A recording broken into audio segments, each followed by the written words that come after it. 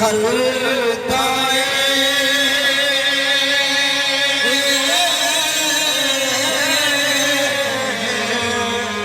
जुर्म पे अंदाज पे हद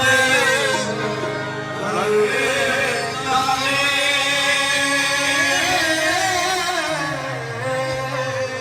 जुर्म पे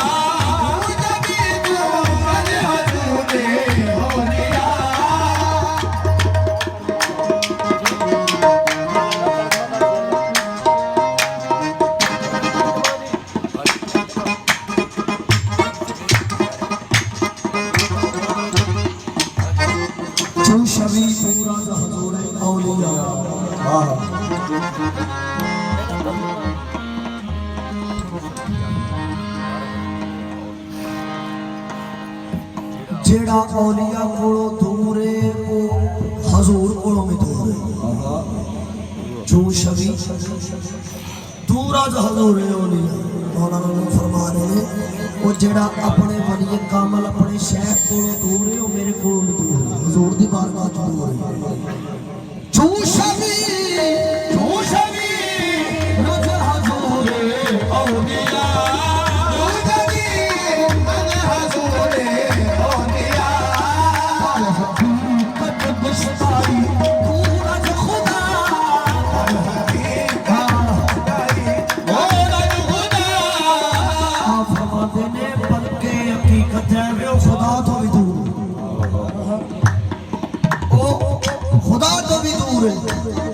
इथे ही सरकार फरमाते थे जग जमाना सोबते बा औलिया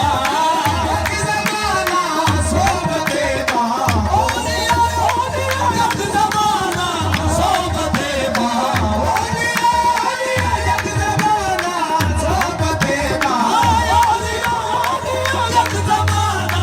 सोबते बा औलिया जग जमाना सोबते बा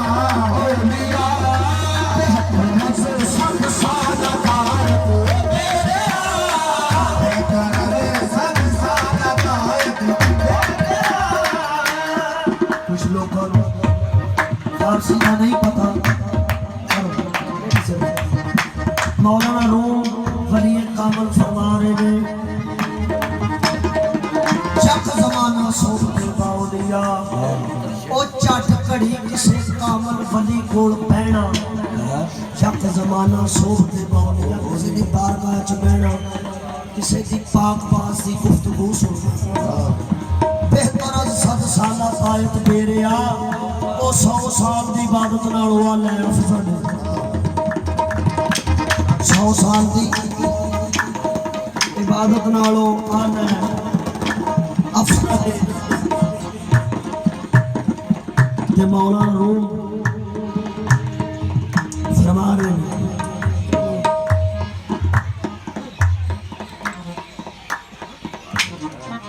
क्योंकि जनाब पाक मसरूर भी फरमान कीता फरमाया मौलाना रूम पाक दी गल सुनाई है सरकार ने कि आप बड़े बड़े मौलवी सन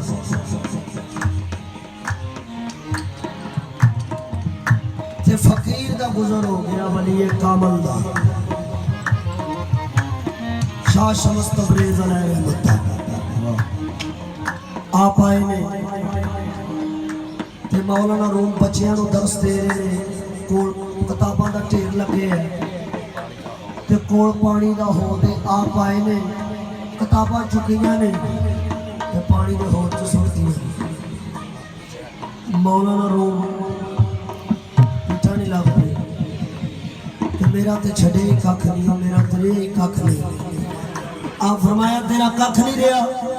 नहीं कागज़ों ने गल जाने स्याही ने खुर जाने मेरी तो 100 साल की कीती फना हो गई